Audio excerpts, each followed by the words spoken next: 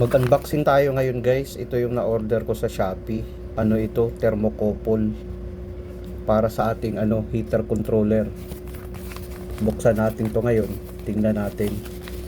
Nag-order kasi ako nito guys para sa susunod ko na vlog.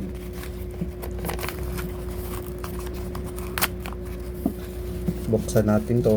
Tingnan natin sa ilalim kung ano ang meron dito. Tingnan natin sa loob kung anong meron.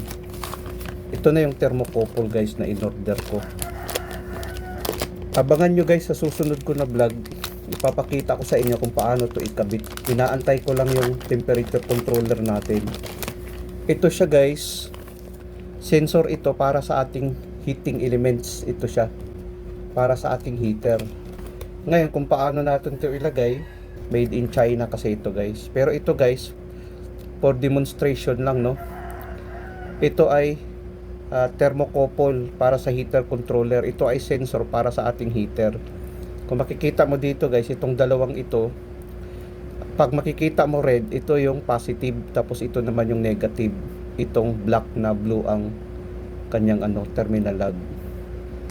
Dapat ang pagkabit nito, positive ang red, tapos ang blue or black ay negative.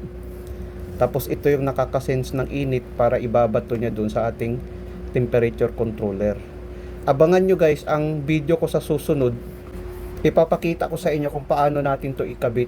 Abangan nyo guys itong thermocouple na ito para sa ating temperature controller. Ito kasi guys ay sensor to para sa ating heater. Yun ang gusto ko ipapakita sa inyo sa susunod. Abangan nyo guys.